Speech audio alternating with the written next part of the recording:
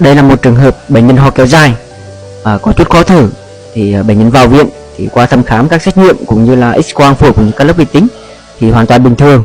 Thì chúng tôi cân nhắc và tiến hành nội soi phế quản, và đây là điều chúng tôi tìm thấy: một khối u nằm trong đường thở của bệnh nhân, và cụ thể là khối u này ở phía bên phổi phải, và chúng tôi tiến hành sinh thiết làm xét nghiệm cho bệnh nhân. Với các trường hợp ho kéo dài, khó thở nhẹ thì các bạn đừng chủ quan.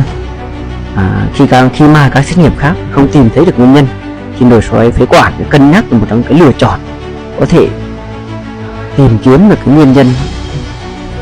Vậy bạn có triệu chứng này không?